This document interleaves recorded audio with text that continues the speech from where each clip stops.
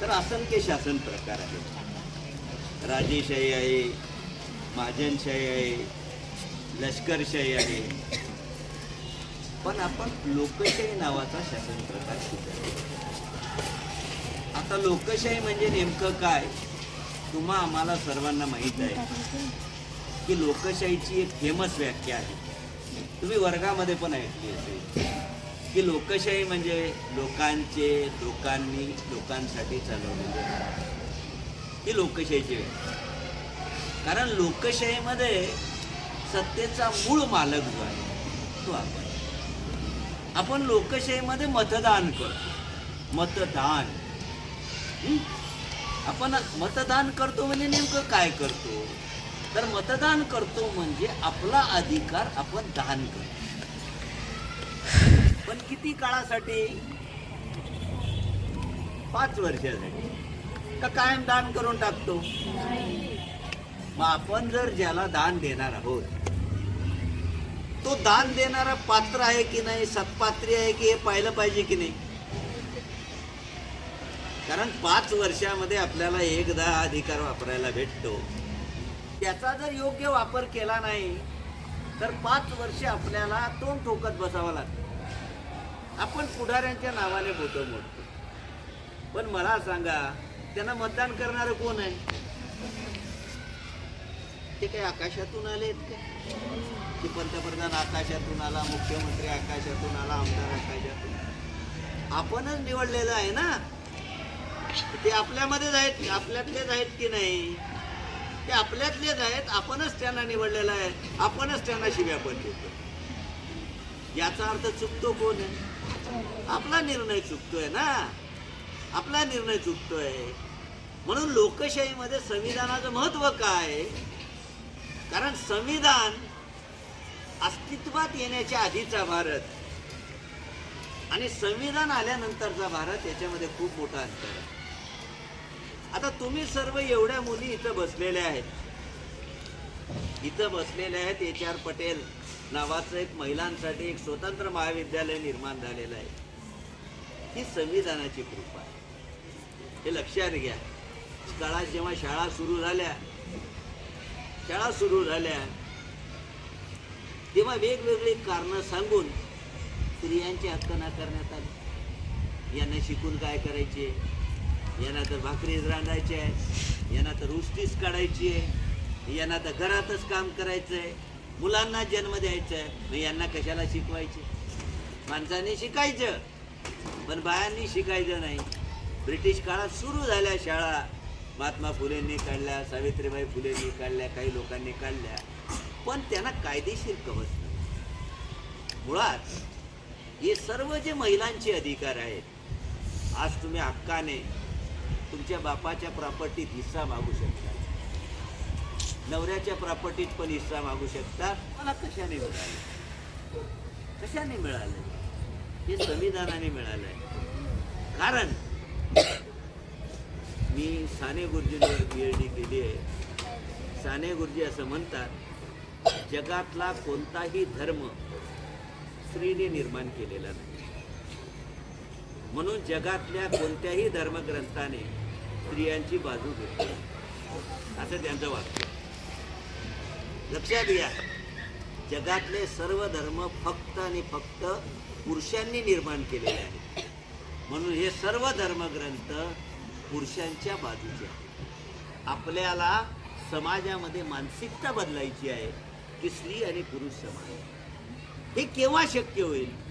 तर वेगवेगळे जे कायदे घटनेने दिले आहेत त्याच्यामुळे शक्य होत आहे. पूर्ण झाला मी असं मानत नाही, पण सुरुवात तर झालेली आहे की नाही.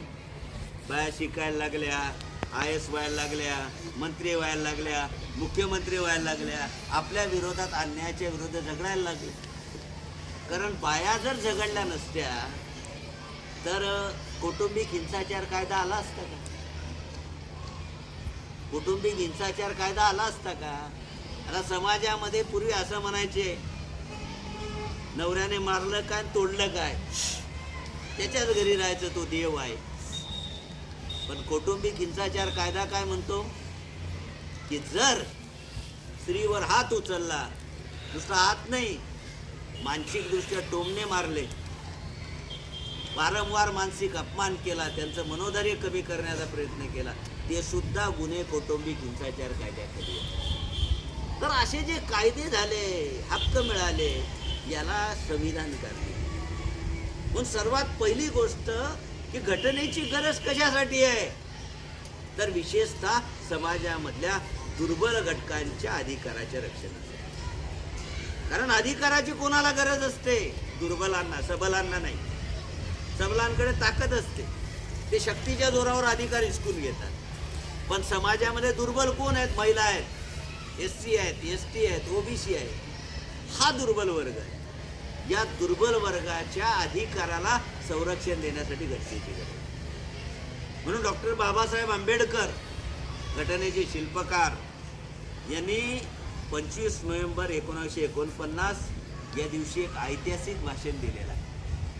त्या भाषणामध्ये त्यांनी म्हटलेलं आहे की आज आपण एका परस्पर विरोधी जीवनामध्ये प्रवेश करू. आजपासून आपण राजकीय क्षेत्रामध्ये समता स्वीकारली. म्हणजे काय केलं की राजकीय क्षेत्रामध्ये आपण प्रत्येकाला एक मताचा अधिकार दिला, पण सामाजिक क्षेत्रामध्ये एका व्यक्तीला एक मूल्य आहे का? माणसाला जी किंमत आहे ती बाईला आहे का?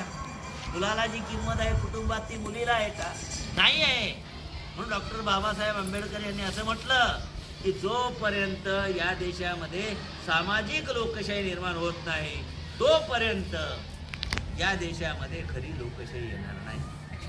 अन्यथा या देशामधली विषमता, या देशामधला जातीवाद या देशामधलं लोकशाहीचं मंदिर उद्ध्वस्त करेल. कारण या देशामध्ये असलेली मोठ्या प्रमाणावरचे भेदभाव आहे, विषमता आहे, हा लोकशाहीसाठी धोका आहे. म्हणून खरी लोकशाही आणायची आहे तर त्याच्यासाठी एक व्यक्ती एक मत या मूल्यासोबत एक व्यक्ती एक मूल्य हे जे तत्व आहे या तत्वाचा अवलंब त्यांनी केला. म्हणून सामाजिक लोकशाही आणायची की ज्या लोकशाहीमध्ये समतेला महत्व आहे, स्वातंत्र्याला महत्व असेल, बंधुतेला महत्व असेल, सामाजिक न्यायाला महत्व असेल, ती खरी लोकशाही. आणि ती आणण्यासाठी या देशाचं संविधान.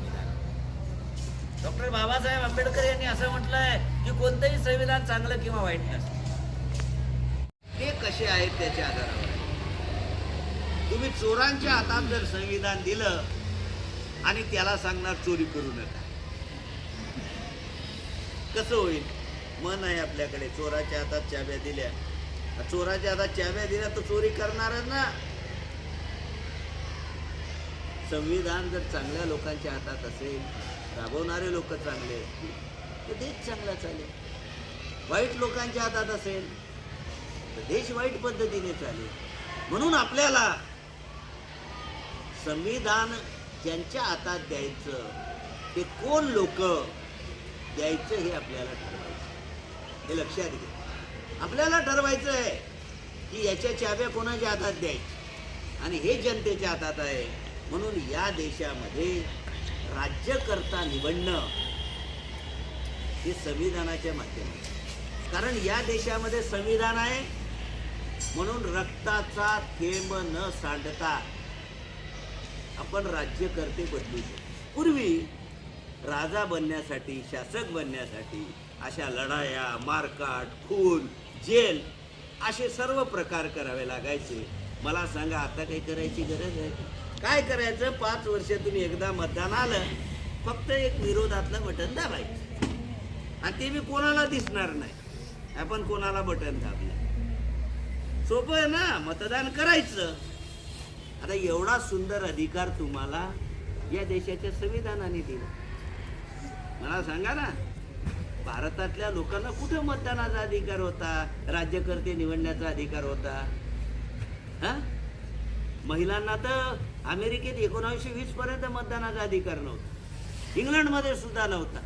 आपल्या देशाने तर पहिल्यामध्येच देऊन टाकला, पुरुषांच्या बरोबरीने मतदानाचा अधिकार देऊन टाकला. तर हा जो अधिकार आहे, या अधिकारामधून लोकशाही जन्माला आली. या देशाच्या संविधानाने जी लोकशाही दिली आहे, त्या लोकशाहीची एका विचारवंताने अशी व्याख्या केली की लोकशाही म्हणजे काय, की ज्या शासन पद्धतीमध्ये प्रत्येकाची गणना एक एवढी असते. म्हणजे अंबानीच्या मताला जेवढी किंमत आहे तेवढीच आपल्या मताला आहे. म्हणजे अंबानी आणि आपण सोबत आहोत. काही फरक आहे का की अंबानी पैसा आला आहे म्हणून 10 मतं दे भाऊ आणि मी गरीब आहे म्हणून मी एकच मत देईल, अर्धच देईल. सर्वांना सारखं मत आहे. म्हणून या देशाच्या संविधानाने तुम्हाला लोकशाही दिली, मतदानाचा अधिकार दिला, सरकार बदलण्याचा अधिकार दिला, सरकारवर ओट्यावर बसून शिव्या घालण्याचा पण अधिकार दिला. आपण शिव्या घालतो ना, खेड्यातला माणूस पण मोदीला प्रश्न विचारतो, काय केलं मोदीने? लाडक्या बहिणी बी आता पैसे नाही यायला लागले तर प्रश्न विचारायला लागले. माल येत होता तोपर्यंत नाही कोणी विचारलं. माल बंद झाला नाही का बरं केवायसी लावली, आम्ही काय गुन्हा केला, हे बोलता यायला लागलं. ब्रिटिश काळामध्ये असं कोणी बोलू शकत. लोकमान्य टिळकांना 6 वर्षाची शिक्षा झाली. तुम्ही इतिहासात वाचलं असेल की काळा पाण्याच्या मंडालेच्या तुरुंगामध्ये टिळकांना शिक्षा का बरं झाली होती शिक्षा? म्हणून लोकमान्य टिळकांनी जे 2 लेख लिहिले, बंगालमध्ये जे बॉम्बस्फोट झाले, या बॉम्बस्फोटाच्या विरोधामध्ये त्यांनी सरकारचं डोकं ठिकाणावर आहे का असे लेख त्यांच्या केसरीमध्ये छापले. म्हणून त्यांना 6 वर्ष काळा पाण्याची मंडालेच्या तुरुंगात शिक्षा झाली. विचार करा, सरकारच्या विरोधात नुसतं बोलणं, लिहिणं याच्या आधारावर ब्रिटिश काळात अनेक लोकांना जेलमध्ये टाकलेलं आहे. आज असं टाकू शकतो का कोणी? जरी टाकलं तरी उद्या प्रश्न विचारलेला जाईल. महत्वाची गोष्ट अशी आहे की संविधान हे सरकारवर अंकुश निर्माण करते. संविधानाची व्हॅल्यू काय? कारण आपण जे निवडून दिलेलं सरकार आहे हेच प्रमाणे जर वागायला लागलं तर अशा वेळेस सरकारवर अंकुश आणण्याचं काम राज्यघटनेचं आहे. कारण जर सरकारने एखादा अयोग्य कायदा केला, एखादा अयोग्य निर्णय घेतला किंवा जनतेला त्रास होईल असा निर्णय घेतला तर अशा वेळेस आपल्याला सरकारच्या विरोधामध्ये न्यायालयात जाता येईल. की सरकार मनमानी पद्धतीने वागू शकत नाही. राजेशाहीमध्ये असं होतं का? राजेशाहीमध्ये राजा कसाही वागू शकत होता. राजेशाहीमध्ये राजाची जशी लहर यायची, त्याच्या डोक्यात जसं यायचं तसं तो लोकांना वागायला भाग पडायचा. आज असं पंतप्रधान करू शकतो का? आमदार करू शकतो का? चला शिरपूरचे लोक बोराडीला करू शकतो का? किती बी शक्तिशाली आमदार असू द्या, किती का शक्तिशाली असेल, तो जर लोकांच्या विरोधात गेला. आता इंदिरा गांधी किती शक्तिशाली होत्या. जेव्हा 1971 मध्ये इंदिरा गांधीने बांगलादेश विरुद्ध विजय मिळवला तेव्हा भारतीय लोक म्हणायचे की इंदिरा गांधी दुर्गादेवी आहे. दुर्गादेवी उपमा दिली इंदिरा गांधीला, इतका जय जयकार, इतकं लोकांनी डोक्यावर घेतलं. त्याच इंदिरा गांधींना 1977 मध्ये लोकांनी तिला बी पाडलं, तिच्या पोराला बी पाडलं. लोकशाहीमध्ये राज्यकर्ता हा कधीही जनतेपेक्षा श्रेष्ठ नसतो. हा संविधानाचा संदेश. संविधानामध्ये घटना श्रेष्ठ आहे, जनता श्रेष्ठ आहे, आपण श्रेष्ठ आहोत, आपण प्रजा आहोत. आपल्यावर पंतप्रधान बसलेला, आपल्यावर आमदार, खासदार, हे लोक आपले नोकर आहेत. हे लक्षात घ्या. हे अजूनही तुमच्या लक्षात आलेलं नाही, कारण मालक झोपलेला आहे. मालकाला काय वाटतं की माझ्या हातात काहीच नाहीये. आपण लोकशाहीचे मालक आहोत. आपल्याला वाटतच नाही माझ्या हातात अधिकार आहे, माझ्या हातात ताकद आहे. आपण स्वतःला कमजोर मानतो. मुळात आपल्याला कमजोर ठेवलेलं नाही, उलट राज्यकर्त्या वर्गाला कमजोर ठेवलेला आहे. आपण सशक्त आहोत. आपण ठरवलं तर या देशातल्या कोणत्याही राज्यकर्त्याला कुठेही पाठवू शकतो, घरी पाठवू शकतो, सत्तेवरून खाली खेचू शकतो. कारण अशा प्रकारचे अधिकार आपल्या देशाच्या संविधानाने आपल्याला दिले. त्यानंतर संविधान काय आहे? तर संविधान हा या देशाची मूलभूत चौकट ही संविधानाने निर्माण केली. या देशाचं प्रशासनाचं जे स्ट्रक्चर आहे ना, संसद, न्यायमंडळ, राष्ट्रपती, उपराष्ट्रपती, हे चौकट आहे. हे चौकट कोणी ठरवलेलं आहे?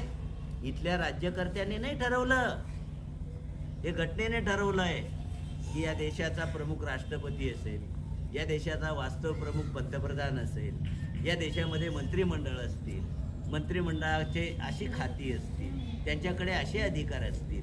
ही जी पूर्ण चौकट निर्माण झालेली आहे, दिल्लीपासून तर गल्लीपर्यंत, ही संपूर्ण चौकट ही संविधानामध्ये लिहिलेली आहे आणि आपल्याला ती चेक करता येते.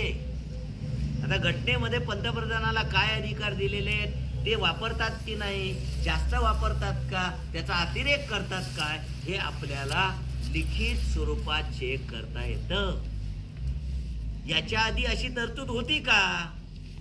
ब्रिटिश काळामध्ये ब्रिटिश गव्हर्नरला आपण असं काही प्रश्न विचारू शकत नव्हतो, कारण तो या देशाच्या घटनेशी बांधील नव्हता.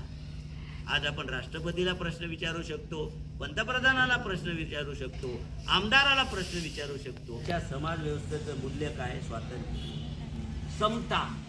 दुसरं मूल्य आहे की स्त्री पुरुष समानता, मुलगा मुलगी समान आहे.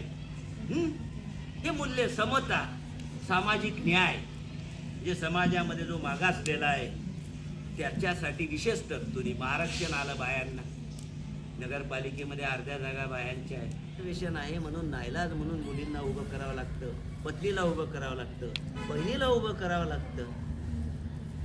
तर याच्यामुळे संधी मिळू लागली. काही लोक टीका करतात की रिझर्वेशनमुळे पुढाऱ्यांच्या मुली, पुढाऱ्यांच्या बाया वगैरे सत्तेवर येतील ना, सुरुवातीला येतील, पण हळूहळू सामान्य घरातल्या पण पुढे येतील. आज नाही येणार, 10 वर्षांनी येतील. कमीत कमी बाईला, पुढाऱ्याची की बाई असे ना, ती शेवटी लेडीज आहे हे लक्षात घे. तिला कमीत कमी पद मिळालं, तिच्या खुर्चीवर तर नवरा बसणार नाही. कारण दुसरे लोक बोलतील ना, तुझी बाई पदावर आहे, बोलायला लागले लोक. आता झेंडा वंदन करायचा तरी अधिकार मिळेल का नाही तिला? याच्या आधी, स्त्रियांच्या आधी कधी झेंडा वंदन झालेलं आहे का?